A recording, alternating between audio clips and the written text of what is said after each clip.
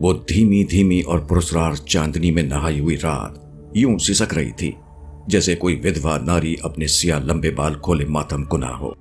ये भारतीय सूबे यूपी के डेरा द्वोवन का जंगलाती मुजाफाती इलाका था। तारकोल की चमकती हुई एक पक्की सड़क आगे जाकर किसी त्रिशूल की तरह 3 हिस्सों में मुनकसिम होकर सामने तारीक जंगल के सीने में बेवस हो रही थी। सड़क के 2 रोया इस्तादा अकी माता और सुरोज के घने पेड़ खलीज बंगाल से आने वाली सुबह खराम हवाओं के दोष पर होले होले झूम रहे थे। चारसू गंभीर सन्नाटे का राज था। अलबत्ता कभी यूं होता कि अगर कोई तेज रफ्तार गाड़ी तूफानी रफ्तार से गुजर जाती तो उसके जोरदार सन्नाटे की वजह से उस पुरहैबत माहौल के सुकूत में जरा देर तक थरथराहट तारी रहती और फिर वही पुरस्कार सन्नाटा किसी मनहूस गिद्ध की तरह पर फैलाए आन बैठता। पुरस्कार बासियों के खड़े अखी माता के पेड़ों में जहां सड़क के किनारे किनारे भुरभुरी मिट्टी भरी हुई थी, वहां किसी अनदेखी मखलूक के पैरों के निशान यूं बनते चले जा रहे थे जैसे कोई धीरे धीरे चहलकदमी के अंदाज में चल रहा हो।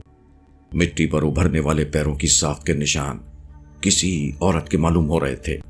लेकिन एक बात दहशतनाक हद तक अजीब थी कि दिखाई ना देने वाली कोई पुरस्कार नस्वानी हस्ती या तो अपनी पुश्त के रुख पर चल रही थी या फिर उसके पांव उल्टे थे, क्योंकि भुरभुरी जमीन पर पैरों के निशानात उल्टे बनते चले जा रहे थे। बिला शुबा वो गैबी मखलूक कोई पिछल पैरी थी। अगर कोई जीता जागता इंसान उन उभरने वाले उल्टे पैरों के निशानात को देख लेता तो दहशत से उसके सीने में धड़कते हुए दिल का आखिरी बार धड़कने के बाद रुक जाना यकीनी था। उसी लम्हे सामने से किसी गाड़ी की तेज रोशनी उभरी और सड़क के किनारे उल्टे पैरों के निशानात भी मजीद उभरने बंद हो गए, जिसका वाज़े मतलब यही निकलता था कि अनदेखी पिछल पैरी एक लम्हे को शायद रुकी थी, मगर फिर अगले लम्हे वो फिर चल पड़ी थी। मगर इस बार वो खासी तेज रफ्तारी से चल रही थी, क्योंकि उल्टे पैरों के निशानात अब जल्दी जल्दी बन रहे थे। जरा आगे पक्की सड़क से मुलक्का कच्चा मगर कदरे कुशादा और नाहमवार रास्ता अंदर तारीक जंगल में चला गया था। पिछल पैरी के कदमों के निशान अब तेजी के साथ उस जानिब दौड़े जा रहे थे। इधर उस गाड़ी की रोशनी जो उसकी हेडलाइट्स की थी, जो बतदरीज नजदीक आती जा रही थी, वो एक V8 कार थी। फिर यूं हुआ कि कार की रफ्तार आहिस्ता होती चली गई और अगले ही लम्हे उसने कच्चे नाहमवार रास्ते की जानिब मोड़ काटा, जहां कुछ देर पहले वो नातीदा पिछल पैरी दौड़ती हुई गायब हुई थी। कच्चे रास्ते पर उतरते ही कार ने हचकोले खाने शुरू कर दिए। ड्राइविंग व्हील पर आहनी गिरफ्त मजबूत करते हुए कार की रफ्तार कदरे कम कर दी गई थी। अब कार धीमे धीमे हचकोले खाती एक पुराने और नीम तारीकी में डूबे मंदिर के खंडर के करीब से गुजर रही थी। रमेश लाल 40-45 साल के पेटे में था। बराबर वाली सीट पर उनकी पत्नी दुर्गा और पिछली सीट पर जवान बेटी शांति बराजमान थी।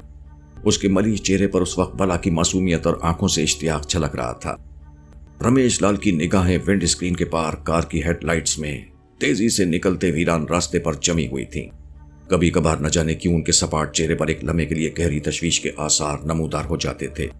यूं लग रहा था जैसे वो जल्द से जल्द अपनी मंजिल तक पहुंच जाना चाहते हों।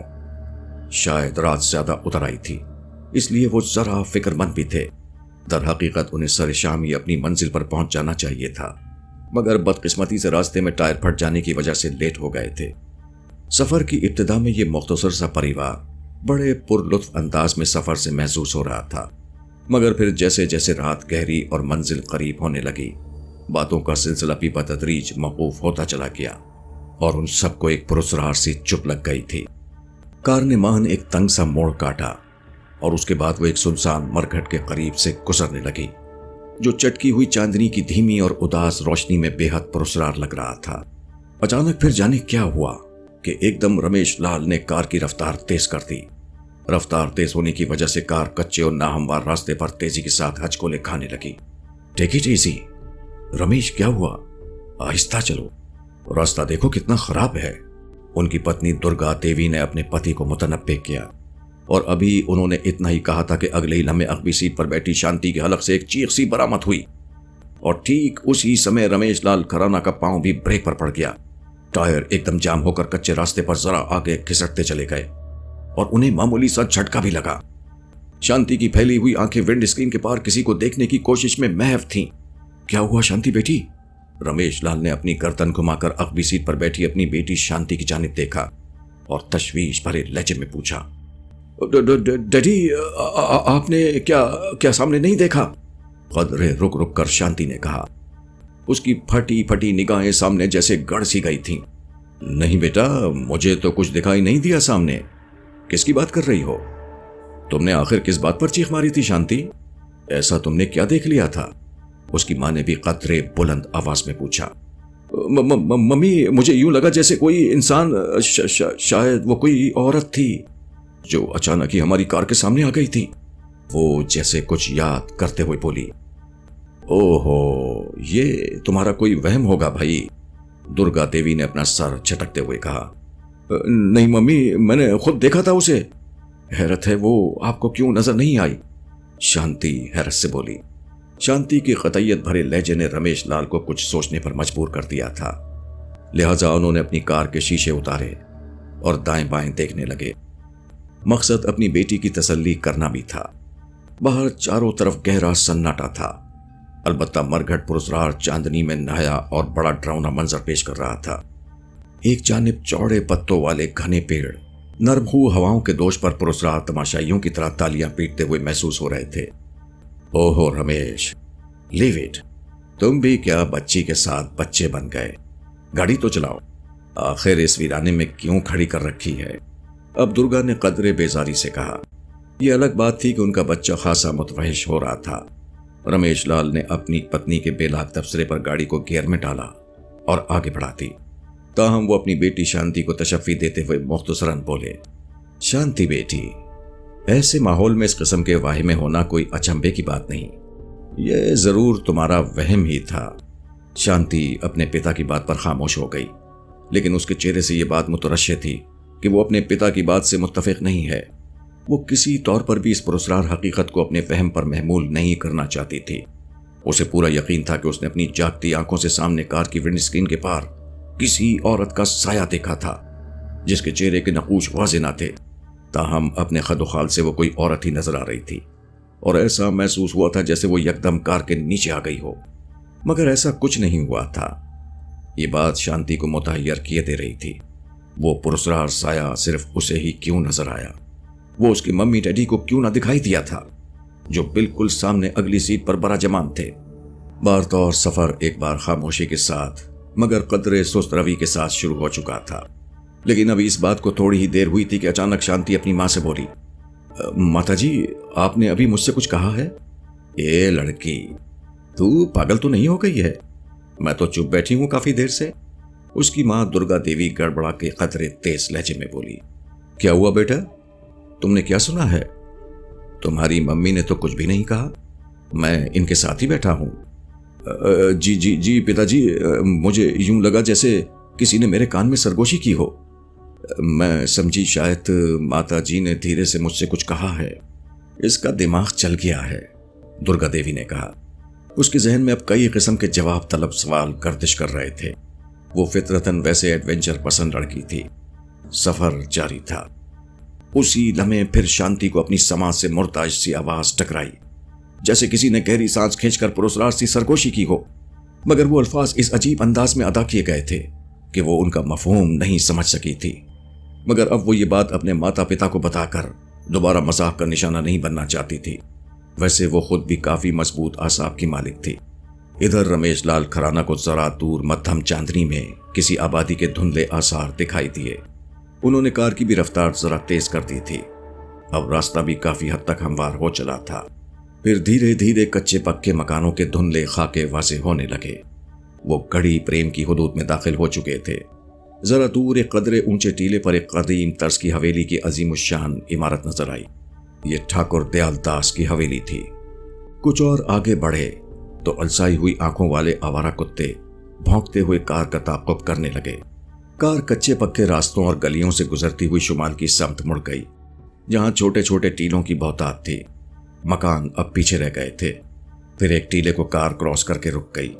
सामने हेडलाइट्स की रोशनी में मटियाले पत्थरों पर एक हवेली नुमा इमारत नजर आ रही थी, जो अपनी मखसूस कदीम तर्ज की बनावट के बाइस बड़ी पुरशको लग रही थी। लेकिन उस वक्त वो गहरे सुकूत और अजीब सी उदासी में डूबी हुई थी। लो भाई, आ गए राम भवन। रमेश लाल कार के स्टीयरिंग पर अपना हाथ मारते हुए कदरे बुलंद आवाज में बोले। साथ ही कार का हॉर्न भी 2-3 मरतबा बजा दिया। हवेली के आगे मुख्तसर सा बागीचा बना हुआ था। और फूलों की क्यारियां भी बागीचे के साथ साथ 2 रोया सदर दरवाजे तक चली गई थीं। चंद दमों के बाद दरवाजा खुला और एक बूढ़ा अपने हाथ में लालटेन थामे नमूदार हुआ। उस बूढ़े को ये लोग पहली ही नजर में पहचान गए थे। ये नंदू बाबा थे, जिन्होंने न सिर्फ रमेश लाल खराना बल्कि उनके आंजानी पिता को भी गोदों खिलाया था। खराना फैमिली से नंदू बाबा का कुछ ऐसा ही पुराना ताल्लुक था। रमेश लाल उनका बहुत एहतराम करते थे। नंदू बाबा इतनी उम्र को पहुंचकर भी तवाना थे, ताहम वक्त को हिसाब देते देते अब उनकी कमर में खम आ चुका था। उन्हें देखकर ये सब लोग कार से उतर आए। नंदू बाबा अपनी बेटी के साथ इसी हवेली में मुकीम थे, जिसका नाम लाजोंती था, मगर प्यार से सब उसे लाजी कहते थे। जब कभी भी रमेश कुमार खराना या उनके अजीज वगैरह इस पुरफजा इलाके में बगरज़ सैरो तफरीह आते थे तो राम भवन में ही फरोकश होते थे। फिर नंदू बाबा और उनकी जवान बेटी लाजी उनकी खिदमत करने में बड़ी तंदही के साथ मसरूफ़ कार हो जाते थे। उस वक्त राम भवन हवेली के जो ऊपरी दरीचे रोशन थे वो इन्हीं बाप बेटी की पुरखुलूस खिदमत का सबूत थे। उन्होंने उनके आने की इत्तला पाते ही हवेली के 2 कमरों को अच्छी तरह से साफ सुथरा करके दुरुस्त कर दिया था। नंदू बाबा की घरेलू कहानी भी गजबनाक थी। उनकी अरसे से औलाद औलाद ना थी और शादी के पूरे 15-20 बरस बाद जब नंदू बाबा की पत्नी हरना ने लाजोंती को जन्म दिया तो उस बेचारी का देहांत हो गया। लाजी की नंदू बाबा ने किन मसाइब व अलाइम से परवरिश की ये वही जानते थे। कहो नंदू बाबा, कैसे हो? रमेश लाल खराना जरा आगे बढ़ते हुए बोले। भगवान की कृपा है लाला, शुक्र है आप खैरियत से पहुंच गए। बड़ी रात कर दी वैसे, नंदू बाबा जवाबन बोले। वो रमेश लाल को ही नहीं बल्कि उसकी आंजानी पिता को भी लाला कहता था। आओ बालिका, आओ अंदर आ जाओ, वो शांति और दुर्गा से बोला और अपनी रहनुमाई में उन्हें साथ लेता हुआ गुलाम गर्दिशों और बल खाते जीनों से होता एक बड़े कमरे में ले आया। कमरे की आराइश बहुत खूबसूरत थी। वस्त में एक बड़ा सा जहाजी साइज का कदरे ऊंचा 24 सराहने वाला पलंग था और छत पर झिलमिलाता हुआ फानूस लटक रहा था। बाहर से हवेली जितनी कदीम तर्ज की लगती थी, अंदर से उतनी ही जदीद साजो सामान से आरास्ता थी। ये लोग थके हुए थे, लिहाजा खाना खाते ही सो गए। यूं तो शांति भी सोने के लिए अपने कमरे में आ गई थी, मगर ज़हनी बेकली के बाइस उसे नींद नहीं आ रही थी। रात दबे पांव सरक रही थी। कमरे के मेहराबी दरीचे के चौबी किवाड़ खुले हुए थे और उस पर झूलता हुआ मुहीन पर्दा बाहर से आने वाली सुबह खराम हवा से होले होले फड़फड़ा रहा था। शांति की मसहरी के ऐन सामने दीवार गिर क्लॉक रात के 2 बजा रहा था। इस कदर सन्नाटे में उसकी बड़ी सुई टिक टिक टिक टिक शांति के दिल और दिमाग में हथौड़े की तरह लग रही थी। शांति अपनी मसहरी पर लेटी अपने साथ पेश आने वाले उन पुरस्कार वाकयात के बारे में गौर कर रही थी जिसने उसकी नींद उड़ा दी थी। कार के आगे एकदम किसी औरत का पुरस्कार साया आ जाना, फिर अपने कानों में किसी नस्वानी सरगोशी की सरसराहट, ये सब उसे बेचैन व मुतहय्यर किए दे रहे थे। एक लम्हे को तो उसके जहन में यह भी ख्याल आया कि हो सकता है ये उसका वहम ही हो जो बकौल उसके पिताजी रमेश खराना के ये सब वीरान और हौलनाक माहौल की कारस्तानी होती है जो इंसान की अकल को महमीज करके इस पुरस्कार अंदाज में हमला आवर होती है। अचानक कमरे के चौबी पट जोर से आपस में टकराए और शांति का दिल धड़क उठा। वो चौंक उठी, वो एकदम उठकर खड़ी हो गई। उसके असाब तन गए थे। वो आहिस्तेगी से चलती हुई दरीचे के करीब आई। सामने बाहर का माहौल हौलनाकी में डूबा हुआ था। आसमान दूर तक बिल्कुल साफ था। दूर तक चटकी हुई चांदनी और अनगिनत टिमटिमाते हुए तारों की रोशनी में उसे पहाड़ की चोटियां नजर आईं जो नशेब में घने और तारीक जंगलों से ढकी हुई थीं। एक लम्हे को शांति को नजारा बड़ा भला लगा। भारत और शांति को दरीचे के दोनों पट जोर से बजने की वजह यही समझ में आई कि हवा का कोई तेज झोंका टकराया होगा, लेकिन उसे हवा का कोई तेज झोंका महसूस नहीं हुआ था। उसे ये भी अच्छी तरह याद था कि दरीचे के दोनों पट जो अंदरूनी समत में खुलते थे, जो अंदर की तरफ एक थम के जरिए मजबूती से अटके हुए भी थे, लिहाजा उनके खुद ब खुद खुलकर बचने का सवाल ही पैदा नहीं होता था। शांति का दिल ये सब कुछ सोचकर एक बार की जोर से धड़का था। बहरहाल उसने दोबारा दोनों पट अंदर की तरफ खोलकर थम में अटका दिए ताकि दरीचा खुला रहे, नर्म नर्म खुश्क हवा का गुजर होता रहे। लेकिन अभी वो वापस अपनी मसहरी की जानिब पलटी ही थी कि अचानक उसे यूं लगा जैसे उसके करीब ही किसी ने जोर से गहरी सांस खींची हो। वो ठिठक गई लेकिन रुकी नहीं। वो मोहतात अंदाज में अतराफ की सुनगुन लेती मसेरी तक पहुंची और धीरे धीरे ठिठकते हुए अंदाज में मसेरी पर तरास हो गई। उसी लम्हे फिर उसकी समाज से पुरस्कार नस्वानी सरगोशी टकराई और इस बार वो बहुत वाज़ेह थी। बेटी, तुम आ गई हो, अब मैं शांत हो जाऊंगी, मुझे अब शक्ति मिल जाएगी। सरगोशी सुनकर शांति को पहली बार अपनी रीढ़ की हड्डी में सर्द सी लहर दौड़ती हुई महसूस हुई। मगर फिर एक अजीब बात यह हुई कि शांति को यूं लगा जैसे वो खुद ब खुद नींद की गहरी और पुरसुकून वादी में उतरती चली जा रही हो। थोड़ी देर बाद वो पुरसुकून नींद में डूब चुकी थी। अगले दिन अलग सुबह शांति की आंख खुली, बल्कि उसे नंदू बाबा ने उसी के कहने पर इतनी सुबह जगाया था। रात वाले वाकये को शांति ने सरे दस राज में रखना जरूरी समझा था। वो अब पहले इस गांव की सुबहखेजी से लुत्फ अंदोज होना चाहती थी, क्योंकि उसे मालूम था कि गांव की सुबह और शाम के मनाजिर बड़े दिलफरेब होते हैं। सुबह की सैर के लिए शांति ने नंदू की बेटी लाजी को साथ लिया। लाजी एक सीधी सादी और मासूम सी लड़की थी। वो लाजी के साथ बाहर चहलकदमी करती हुई राम भवन से जरा आगे निकल आई। बहुत जल्द दोनों आपस में घुल मिल गई थीं, क्योंकि शांति बहुत अरसे बाद यहां आई थी। गढ़ी प्रेम बड़े खूबसूरत पुरफजा इलाके में वाक़ थी। दूर तक सब्जे की चादर जमीन पर बिछी हुई थी। एक जानिब तवील जंगली पहाड़ी सिलसिला था, जिसकी दिलफरेब ढलानों पर नशेबी जंगल बने हुए थे और जहां से अनगिनत खुश रंग परिंदों के जोर जोर से बोलने और चहचहाने की जल तरंग आवाजें आ रही थीं। नंदू बाबा की बेटी लाजी ने बताया कि देहरादून का ये घना जंगल और पहाड़ियां कई सौ मीलों तक फैले हुए हैं, जो आगे जाकर मैसूर की पहाड़ियों के अलावा चक्रूता की पहाड़ियां और हरद्वार के जंगलात से मिल जाते हैं। शांति इन मालूमात से काफी महसूस हो रही थी। उसे नीले और शफाफ आसमान पर कहीं कहीं बादलों के सफेद टुकड़े रुई के गालों की तरह तैरते हुए बड़े भले नजर आ रहे थे। शांति हरी हरी दोप वाले एक टीले पर मशरिक की समत अपना मुंह करके खड़ी हो गई। फिर अपने होंठ सख्ती से बंद करने के बाद एक गहरी सांस अंदर खींची और फिर अपना मुंह कदरे खोलकर धीरे धीरे सांस बाहर खारिज करने लगी।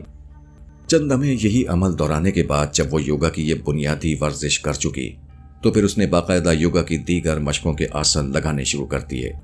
एक तरफ खड़ी लाजी बड़ी हैरानकुन नजरों से शांति को योगा करते हुए तकी जा रही थी। उसे यूं लगा जैसे शांति के नर्म और नाजुक जिस्म में हड्डी नाम की कोई चीज ही नहीं है। कोई निस्फ घंटे के बाद शांति योगा से फारिग हुई और अब खुद को बहुत ही हल्की फुल्की और पुरसुकून महसूस कर रही थी। योगा करने के बाद वो अपने अंदर आसाबी कुव्वत महसूस कर रही थी, एक गैर मामूली आसाबी कुव्वत। फिर उसके बाद दोनों वापस राम भवन आ गए, जहां हवेली के बागीचे में उसके माता पिता नाश्ते में मसरूफ थे। शांति, यहां भी शुरू हो गई तुम्हारी योगा? अब उसकी मां दुर्गा ने शांति की तरफ देखते हुए प्यार से कहा और उसके लिए जूस उंडेलने लगी। मेरी तो समझ में नहीं आता कि आखिर वर्जिश वगैरह करने की क्या जरूरत है। तुम कौन सा मोटी हो? नहीं मम्मी, योगा से महज जिस्मानी नहीं बल्कि जहनी और आत्मा की भी वर्जिश होती है। शांति जूस का गिलास अपनी मां से लेते हुए कहने लगी। इससे कुव्वत फैसला मजबूत और आत्मा शांत होती है। अच्छा भाई, रहने दो अपना भाषण, उसकी मां जान छुड़ाने वाले अंदाज में बोली और शांति भी अपने पिता की तरह मुस्कुराकर नाश्ता करने बैठ गई। वो शाम का वक्त था। दिन भर खेतों में काम करने वाले थके मांदे किसान अपने घरों को लौट रहे थे। दूर उफक पर आफताब गुरूब होने की तैयारी में था। परिंदों की खुश रंग डारें आशियाने की तरफ महवे परवास थीं। यही वो मंजर था जो शांति को बहुत इंस्पायर करता था। उस वक्त उसका जहन घड़ी प्रेम आते हुए अपने साथ बीतने वाले पुरस्कार लम्हात में उलझा हुआ था। वो इस बात पर गौर करने लगी कि आखिर वो किसकी सरगोशियां थीं जो उसकी समाज से टकराई थीं, और गुज़िश्ता शब भी उसके कमरे में उसे एक ऐसी सरगोशी सुनाई दी थी जिसमें ममता भरी हलावत थी। उसे किसी ने बेटी कहकर मुखातिब किया था। सरगोशी के अल्फाज उसके दिलो दिमाग में गूंज रहे थे। फिर उसे वो बात भी याद आने लगी जब गढ़ी प्रेम आते हुए अचानक ही उनकी कार के आगे किसी औरत का हेवला आ गया था। मगर ताज्जुब खेज बात यह थी कि वो साया उसके माता पिता को दिखाई नहीं दिया था, हालांकि वो दोनों ही कार की अगली सीट पर बराजमान थे। क्या वो सब उसका वहम था, महज उसका ख्याल का शाखसाना, या फिर कोई हकीकत, कोई पुरस्कार हकीकत, या कोई ऐसा राज जिस पर से पर्दा उठने वाला था और जो उसकी जात से वाबस्ता था? अचानक शांति खड़े खड़े चौंक गई। उसके ख्यालात मुंतशिर होते चले गए। उसे अपने सामने थोड़े से फासले पर एक शानदार सजी सजाई बग्घी आती हुई दिखाई दी। जिस पर एक राजकुमारों जैसी शान वाला नौजवान बराचमान खुद कोचवानी करता नजर आया। शांति उस वक्त अकेली ही सैर को निकली थी। उसके हमरा नंदू बाबा की बेटी लाजी नहीं थी। शांति यकटुक उस राजकुमार को देखने में महव हो गई। वो उसी जाने पा रहा था। शांति सतही जहन रखने वाली लड़की नहीं थी कि हर ऐरे गैरे नौजवान लड़के को उसकी शान और शौकत के साथ देखकर रीझ हो जाती। उस नौजवान का चेहरा मुतासिर कुन था। उसके चेहरे के अनोखेपन ने शांति जैसी रिजर्व लड़की को बिल्कुल ही महव करके रख दिया था। शायद ये वही लम्हे होते हैं जब अजनबियत उनसियत में बदल जाती है। आने वाले राजकुमार ने बागें भी खींच ली थीं। फौरन दोनों घोड़े हिनहिना कर रुक गए। राजकुमार जैसा वो नौजवान शांति पर नजरें जमाए नीचे उतरा, उसके करीब आया। दोनों की आंखें चार हुईं। फिर शायद दोनों के दिलों ने बैक वक्त इस बात की गवाही दी कि अरसे से उनका दिल चुपके जो तड़प रहा था वो यही तो है जो उसकी जागती आंखों के सामने खड़ा था। बस फिर सदियों का सफरे उल्फत लम्हों में तय होता चला गया और वो दोनों एक दूसरे के लिए अजनबी ना रहे। उसका नाम अर्जुन दास था। वो गढ़ी प्रेम के ठाकुर दयाल दास का अकलौता बेटा था। उन्होंने अब रोज का मिलना मामूल बना लिया था और जल्द से जल्द एक दूसरे के हो जाना चाहते थे, क्योंकि शांति और उसके माता पिता का राम भवन में क़याम थोड़े ही अरसे के लिए था। क्योंकि रमेश लाल शहर के कॉलेज में प्रोफेसर थे और थोड़े दिनों की छुट्टियां लेकर बगैर से तफरीह गढ़ी प्रेम आए थे। शांति, तुम्हें अपने माता पिता से बात तो करना ही पड़ेगी एक दिन, आखिरकार अर्जुन ने एक दिन उससे कहा। तो शांति जरा तजब्जुब का शिकार हो गई, क्योंकि उसे खुद अर्जुन के बारे में अपने माता पिता से बात करना अजीब सा महसूस हो रहा था। शांति को खामोश पाकर अर्जुन दास दोबारा बोला, तुम कहो तो मैं खुद ही पहल करूं और अपने बापू के साथ तुम्हारे राम भवन आ जाऊं? नहीं अर्जुन। शांति जैसे यकदम चौंकी। ये अभी दुरुस्त नहीं होगा। अच्छा तुम ठहरो, मैं पहले चुपके से अपनी माता से बात करूंगी, देखूंगी कि वो इस सिलसिले में मुझे क्या मशवरा देती हैं। शांति की बात सुनकर अर्जुन के चेहरे पर जरा तरद्दुद के आसार नमूदार हुए। वो उसे मुखातिब करते हुए बोला, ठीक है शांति, मगर जरा जल्दी ही बात कर लेना, बल्कि आज ही कर लेना तो बेहतर होगा। कल इस जगह आकर मुझे बता देना। उसके बाद वो दोनों मजीद कुछ देर घूमते और बातें करते रहे। फिर उसके बाद शांति वापस राम भवन लौट आई। मम्मी, वो बहुत अच्छा लड़का है। शांति मौका मिलते ही तन्हाई में अपनी माता दुर्गा देवी से बोली। वो अर्जुन के बारे में अपनी माँ को पहले ही एतमाद में ले चुकी थी। यही वजह थी कि उसकी माँ मुस्कुराते हुए उसका कोमल सा गाल प्यार से थपथपाकर बोली, अरे भाई, आखिर तुम्हारी पसंद है, कोई गलत तो नहीं होगी। हम तुम्हें जैसे जानते नहीं, बेचारे अर्जुन को तो तुम्हें राम करने में कितने पापड़ बेलने होंगे ये तो वही जानता होगा। चलो मैं तुम्हारे डैडी से आज ही रात बात करके देखती हूं, दुर्गा देवी ने कहा। और शांति मुतमईन सी हो गई। उस वक्त रात के 10 बजे का अमल था और रमेश लाल खराना अपनी स्टडी में मौजूद थे। अचानक दरवाजे पर हल्की सी दस्तक की आवाज पर वो चौंके। फिर यस कम इन कहते हुए दरवाजे की तरफ देखा तो अपनी पत्नी दुर्गा देवी को अंदर आते देखकर किताब बंद कर दी। अगले दिन शांति ने खुशी खुशी अर्जुन से मुलाकात पर उसे खुशखबरी सुनाई कि उसने अपने माता पिता से इस सिलसिले में बात कर ली है और उन्होंने उसके डैडी से भी इशारतन तस्करा कर डाला है। एक आध रोज में यह हो सकता है कि यह बात तय हो जाए। अर्जुन ये सुनकर एकदम खुश हो गया और इस खुशी में उसके जी में जाने क्या समाई कि वो बसद शौक अपनी हवेली में अपने पिता ठाकुर दयाल दास से मिलवाने की गरज से ले आया। शांति ने भी उसके हमरा जाने पर जरा भी तामुल ना किया। अर्जुन उसे अपनी बग्घी में सवार करवाकर हवेली में दाखिल हुआ। अरे अर्जुन, तुम्हारी हवेली तो बड़ी शानदार है। शांति एक हॉल नुमा कमरे में, जो गालिबन नशिस्तगाह के तौर पर मुस्तमिल था, पहुंचकर खासा मरूब होते हुए बोली। दीवारों पर ठाकुरों के खानवादे, आबा व अजदाद की रौनक आमेज तस्वीरें लटकी हुई थीं। तुम यहीं बैठो, मैं अपने बापू को बताकर अभी आता हूं। थोड़ी देर के बाद शांति ने देखा कि उसके हमरा एक भारी भरकम जिसामत का आदमी नमूदार हुआ जो 60 के पेटे में थे। वो जान गई कि ये अर्जुन के पिताजी ठाकुर दयालदास हैं। शांति ने अदब से उन्हें प्रणाम किया। ठाकुर दयालदास शांति को आशीर्वाद देने के बाद वहीं बैठ गए। फिर उनके दरमियान रस्मी बातें शुरू हुई थीं कि अचानक एक अजीब वाकया रोनुमा हुआ। एकदम शांति की हालत मुतगय्यर होने लगी और उसका कोमल चेहरा करख्त और भयानक होता चला गया। सामने बैठे हुए ठाकुर दयालदास और उनका बेटा अर्जुन दास शांति की यकलख बदलती हुई डरावनी हैयत पर दम बखुद रह गए।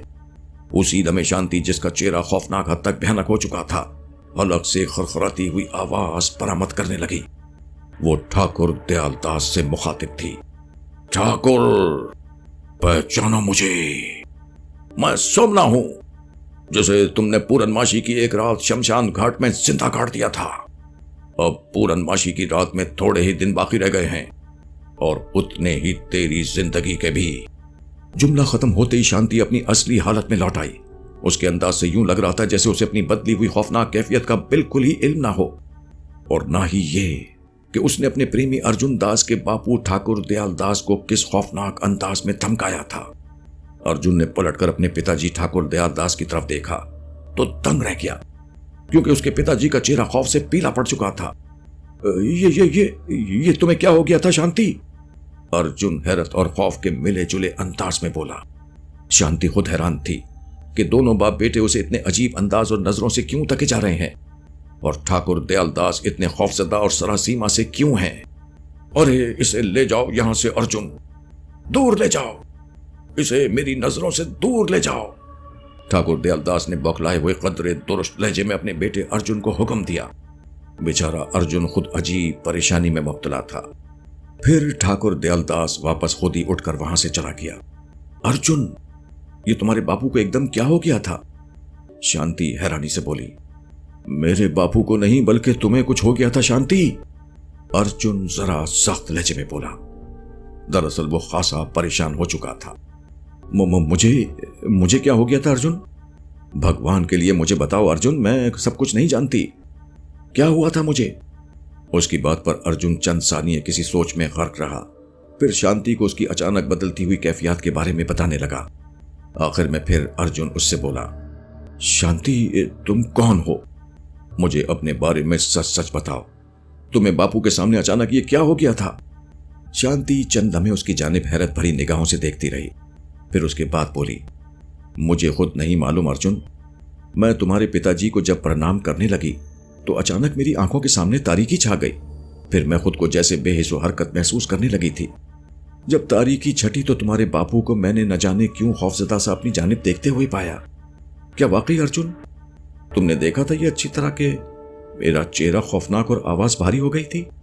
हाँ शांति, हाँ, तुम्हारा सुंदर चेहरा एकदम डरावना और खौफनाक हो गया था, और तुमने बापू को धमकाया भी था। उसकी बात पर शांति परेशान सी हो गई। वो सोचने लगी कि अर्जुन के बापू से भला उसकी क्या दुश्मनी हो सकती है। मैं तो उन्हें इससे पहले जानती तक नहीं थी। उन्होंने मेरे बारे में क्या सोचा होगा? उसे परेशान वो शशदर देखकर अर्जुन तशवीश से बोला, घबराओ नहीं शांति, ये कोई पुरस्कार मामला लगता है मुझे, जिसे हम दोनों ने बल्कि तुमने हल करना होगा। मुझे तुम पर किसी गंदी आत्मा का साया लगता है। तुम ऐसा करो, इस बात का तस्करा अपने पिताजी से करके देखो और अपने बारे में उनसे कुछ पूछ कर देखो। मुझे यकीन है उन्हें कहीं जरूर तुम्हारे बारे में कुछ पता होगा। आखिर को तुम्हारे पिताजी हैं वो। अर्जुन की बात पर वो चौंक सी गई। फिर अर्जुन से बोली, अर्जुन तुम्हें भी अपने बापू को कुरेदना होगा। आखिर ये सब कुछ उन्हीं के साथ क्यों हुआ? उसकी बात पर अर्जुन ने पुरख्याल अंदाज में अपना सर हिलाया। फिर वो बग्घी में सवार होकर वापस चल पड़े। पिताजी मैं कौन हूं, क्या हूं? शांति ने अपने पिता रमेश से पूछा। वो अपनी लाडली बेटी के सवाल पर दंग रह गए। ये रात का वक्त था और ये सब लोग भोजन वगैरह से फारिग होकर सोने की तैयारी कर रहे थे। दुर्गा देवी अपने कमरे में जाकर सो चुकी थी, जबकि रमेश लाल की आंखों से जाने क्यों अभी तक नींद कोसों दूर थी और वो यूं ही अपनी लाडली बेटी शांति के कमरे में आ गए थे। दर हकीकत वो कुछ दिनों से अपनी बेटी में अजीब सी तब्दीली महसूस कर रहे थे। वो उसे अक्सर गुमसुम और खोया खोया सा पाने लगे थे। हस्बे तवक्को शांति अभी तक जाग रही थी, किसी गहरे ख्याल में गर्क थी। अपने पिताजी को देखते ही वो संभल कर बैठ गई थी और फिर ये बात छेड़ दी थी। उसके इस अजीब व गरीब और अचानक सवाल पर रमेश लाल खराना एक लम्हे को बुरी तरह ठिठके थे। क्यों बेटा, ये क्या कह रही हो तुम? तुम हमारी बेटी हो और हम तुम्हें बहुत चाहते हैं, उन्होंने अपनी अंदरूनी कैफियत को छुपाते हुए जवाबन बड़े रसान से कहा। मगर पिताजी कभी कभी मुझे यूं लगता है मुझे आप और माताजी के अलावा भी कोई और प्यार करता है? ममता भरा प्यार? शांति बदस्तूर अजीब सी खोई हुई कैफियत में बोली, पिताजी, कभी कभी तो मुझे अपनी समातों में बिल्कुल साफ और वाज़ेह तौर पर ममता भरी सरगोशियां सुनाई देती हैं। वो कोई पुरस्कार औरत है जो सामने नहीं आती, लेकिन मुझे लोरियां रात को सुनाती है। इतना बताकर शांति खामोश हो गई और रमेश लाल उसकी बात सुनकर बुरी तरह दंग रह गए। बताइए ना पिताजी, मैं कौन हूं? मेरा माजी क्या है? मुझे तो कभी कभी ऐसा भी लगता है जैसे आप मुझसे कुछ छुपा रहे हो। आप मेरी गुज़िश्ता जिंदगी की किसी तारीख व पुरस्कार पहलू के बारे में जानते हैं। रमेश लाल अपनी लाडली की इस कदर जूद फहमी पर भौंचक्का रह गए और उनकी आंखों और चेहरे से यूं लग रहा था जैसे वो शांति की बात पर अपने दिल का चोर छुपाने की नाकाम सही कर रहे हो। शांति के पैहम इसरार पर वो खामोश से हो गए। फिर जैसे वो उससे कतराते हुए तिफले तसल्ली देकर अपने बेडरूम में आ गए। अंदर आकर वो अपनी इजी चेयर पर बराजमान हो गए। उनका चेहरा किसी अमीक सोच का गम्मास नजर आने लगा और अब गहरी संजीदगी से उन सारे वाकयात पर बारी बारी गौर व खौज कर रहे थे। जब ये लोग गढ़ी प्रेम में दाखिल हुए थे कि राह में शांति को पुरस्कार इंसानी साया नजर आया था और साथ ही उसे किसी की सरगोशियां भी सुनाई दी थीं, जो शांति को अब भी कभी कभी सुनाई देती थीं। फिर शांति ने उन्हें यह भी बताया था कि अर्जुन के बाबू ठाकुर दयाल दास के सामने किस किस्म का वाकया पेश आया था। ये सारी बातें हैरत अंगेज और नाकाबिले यकीन सही, लेकिन बहरतौर इन पुरस्कार वाकयात के शवाहिद भी मौजूद थे। रमेश लाल खराना हर शय को हकीकत और साइंसी तौजीहात के तनाजुर में परखने के आदी थे। ताहम इतना जरूर हुआ कि इन अवामिल ने उन्हें बिलाखिर माजी के किसी गुमगुश्ता बाब को खोलने पर मजबूर कर दिया। फिर उन्हें बरसों पहले की वो भयानक अंधेरी रात याद आ गई। आज से तकरीबन 18 साल पहले, जब रमेश लाल अपनी पत्नी दुर्गा देवी के हमरा अपने गांव गढ़ी प्रेम से शहर वापस जा रहे थे कि गढ़ी प्रेम में रमेश लाल के माता पिता भी रहते थे, जबकि खुद रमेश लाल अपनी तालीम और नौकरी और शादी वगैरह के बाद शहर में आबाद हो गए थे। शहर के कॉलेज में वो प्रोफेसर थे। उन्होंने बहुत कोशिशें की कि अपने माता पिता को शहर में अपने साथ ही रखें, मगर वो आबाई बस्ती प्रेमगढ़ को किसी तौर पर भी छोड़ने को तैयार न थे। उनकी पत्नी 2 मरतबा उम्मीद से हुई, मगर दोनों ही बार उनका एबॉर्शन हो गया, जिसकी वजह से दुर्गा देवी का जहनी तवाजुन बिगड़ने का खतरा लाहक होने लगा। डॉक्टरों ने यह तक कह दिया था कि अगर बहुत जल्द इनकी गोद हरी ना हुई तो ये अपना जहनी तवाजुन खो सकती हैं। बहरतौर इस बात ने रमेश लाल को परेशान करके रख दिया। खैर, उन्होंने अपने कॉलेज से 1 माह की छुट्टी ली और गढ़ी प्रेम आ गए।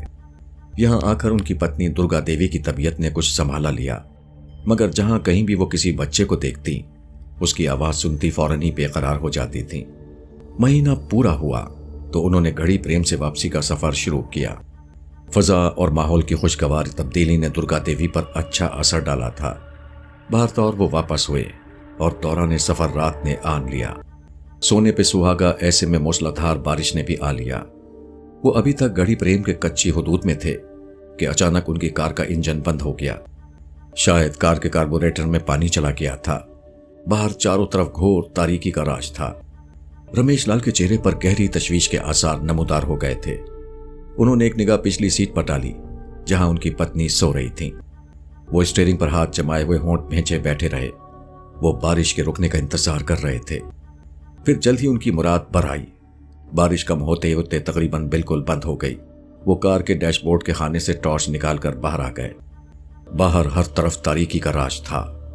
बारिश के बाद मौसम खासा खुश्क हो गया था।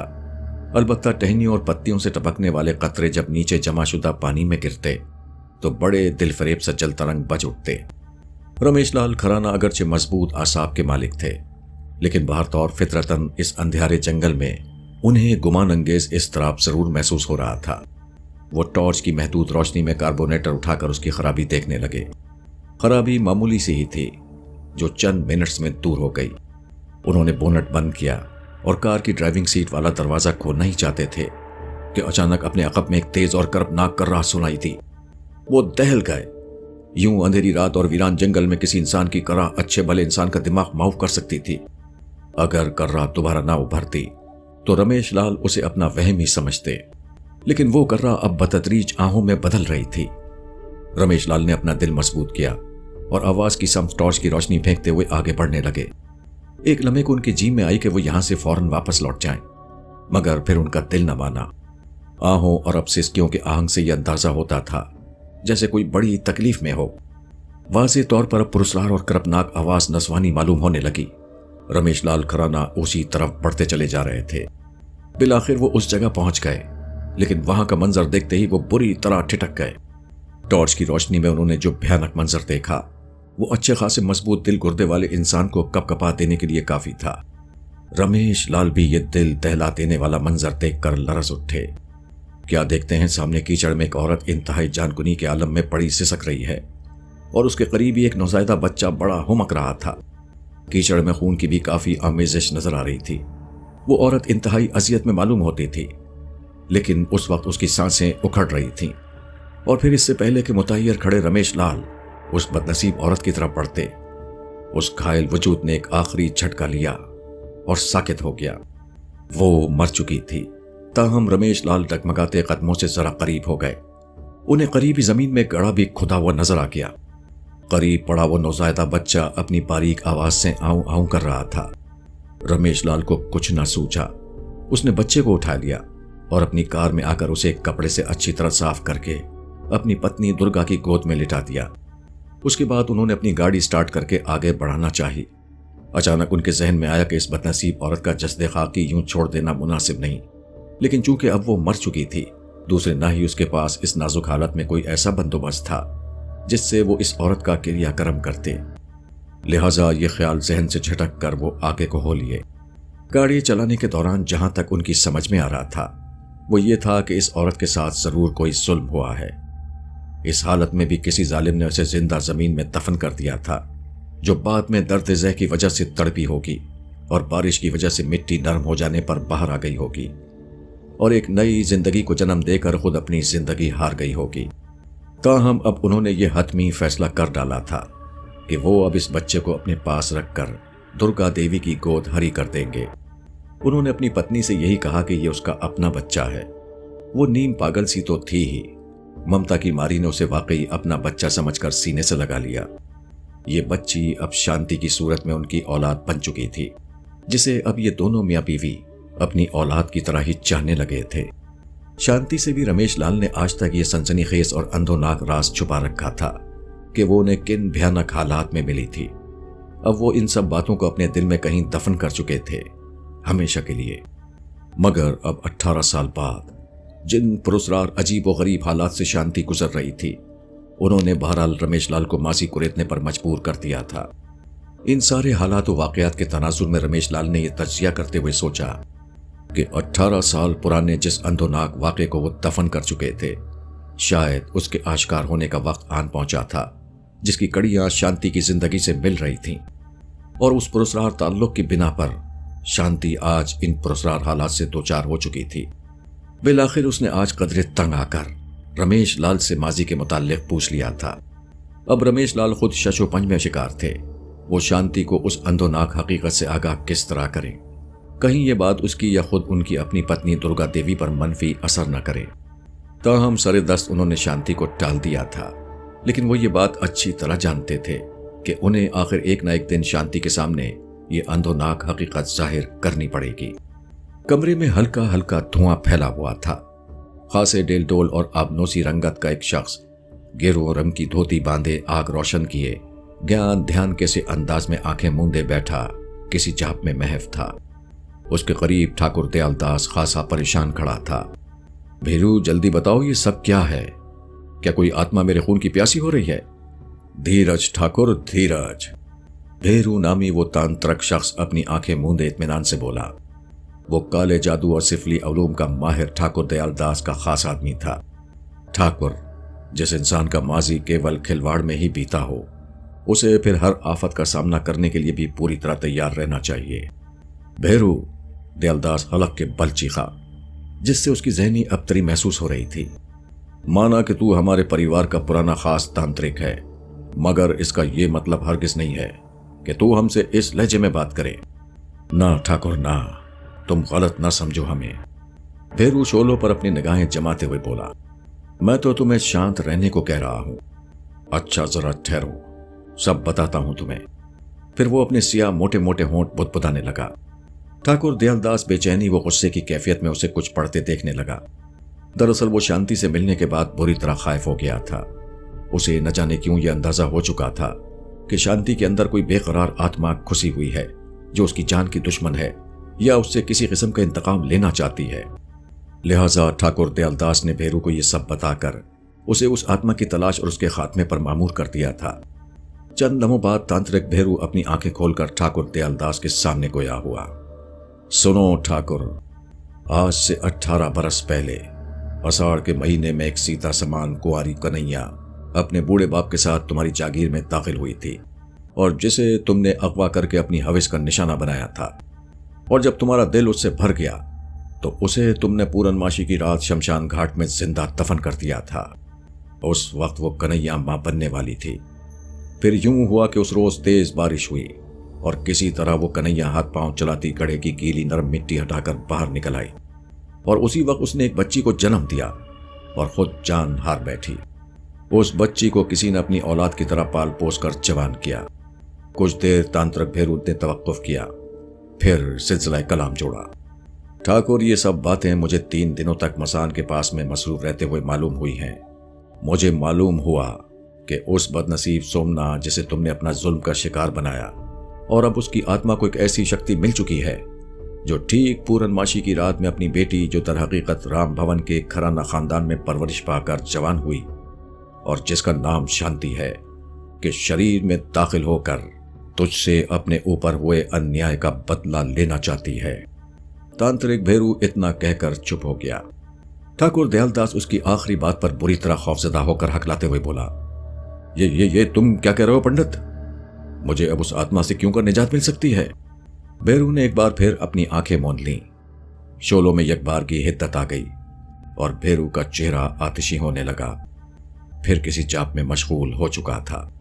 रात इंतहाई तारीख थी और उस वक्त राम भवन के अतराफ पुरस्कार वीरानी मुसल्लत थी। अलबत्ता कहीं दूर परे गीदड़ों और लगड़ भक्कों के चिल्लाने की मनूस आवाजें रात के सुकूत में पर्चियों की तरफ बेवस्त हो रही थी। शांति अपने कमरे में गहरी नींद सोई हुई थी। अचानक मगरिब की समत खुलने वाली एक मेहराबी दरीचे पर अचानक एक साया नमूदार हुआ जिसने सियाह चादर की पक्कल मारी हुई थी। वो साया निहायत होशियारी से अंदर कूदा। वो चंद लम्हे साकित रहकर सुनगुन लेता रहा। उसकी आंखों में फिर शिकरे जैसी चमक पैदा हुई। उसने गालिबन शांति को सामने गहरी नींद में सोता हुआ देख लिया था। अपने शिकार को गहरी नींद में डूबा पाकर वो अंदर कूद आया। अब गुरबा पा के साथ आगे मसेरी की जानिब बढ़ने लगा। ये ठाकुर दयालदास का भेजा हुआ एक गुरका था जो उसके हुक्म के मुताबिक शांति को मौत के घाट उतरने आया था, क्योंकि तांत्रिक भेरू ने ठाकुर को सोमना की मुंतकिम आत्मा से निजात लाने का यही तरीका बताया था कि वो किसी तरह से उसकी बेटी यानी शांति को हलाक कर डाले तो सोमना की आत्मा बेबस हो जाएगी, क्योंकि वो सिर्फ अपनी बेटी शांति ही के शरीर में दाखिल होकर ठाकुर दयालदास को हलाक कर सकती थी और ये मौत का खेल पूर्णमासी की रात को ही पूरा हो सकता था। उसी रात में सोमना की आत्मा को मुकम्मल शांति मिल सकती थी। जिस शख्स को ठाकुर ने शांति के कत्ल पर मामूर किया था उसका नाम नारो था, जिसे पूरनमाशी की रात से कबल शांति को बाहर सूरत कत्ल करना था और अब वो फरिश्ता अजल बना शांति के सर पर खड़ा था।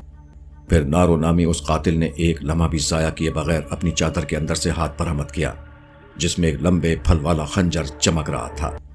उसने एक नजर सामने दुनिया व माफिया से बेखबर महव ख्वाब शांति के गुलनार चेहरे की तरफ देखा। एक लम्हे को उसकी आंखों में सफाकी की चमक लहराई। फिर उसने अपना एक हाथ शांति के मुंह पर रखा ताकि चीखने की आवाज मुंह से न निकल सके और खंजर वाला हाथ बुलंद किया। लेकिन इससे पहले कि वो उस पर वार करता, अचानक शांति की आंखें अजीब मैकान की अंदाज में वाह हो गईं। उसकी पथराई हुई आंखों में जाने क्या बात थी कि नारो का खंजर वाला हाथ जहां का तहां रह गया और शांति एकदम मशीनी अंदाज में मसेरी पर उठ बैठी। अगले ही लम्हे उसका हसीन और कोमल चेहरा यकयक खौफनाक होता चला गया और उस पर स्याह रंग की तराड़े सी पड़ने लगी। नारो ये देखकर बुरी तरह खौफजदा हो गया और 2 कदम पीछे की जानिब हट गया। उसने देखा कि शांति के खौफनाक चेहरे पर बड़ी भयानक मुस्कुराहट फैल गई थी और वो सुर्ख अंगारा आंखों से उसे घूर रही थी। तब उसके हलक से खरखराती हुई आवाज उभरी, आओ मुझे मारो, आओ ये खंजर मेरे सीने में बेबस कर दो। इसके साथ ही शांति का चेहरा उसके शानों पर लट्टू की तरह घूमने लगा नारो ये डरावना मंजर देखकर चीखे मारता हुआ भागा। उसने आओ देखा न ताओ, वो दरीचे से बाहर कूद गया। उसके बाद शांति का चेहरा अपनी असली सूरत इख्तियार कर गया और वो पहले की तरह गहरी नींद सो गई।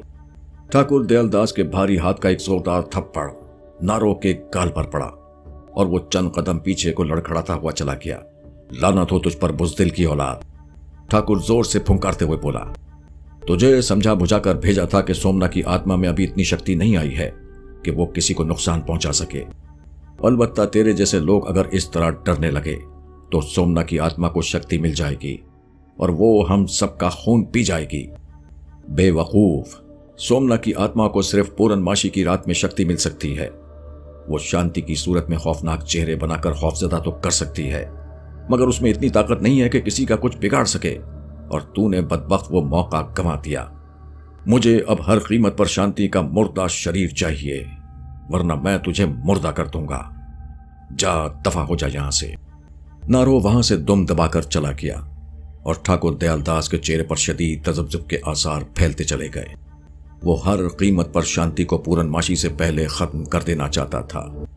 वो लंबे फल वाला खंजर जो अगले दिन सुबह शांति के कमरे से मिला था, उस वक्त रमेश लाल के हाथों में था और उनके चेहरे पर गहरी तशवीश के आसार फैले हुए थे। शांति भी उनके करीब हैरान और परेशान मौजूद थी।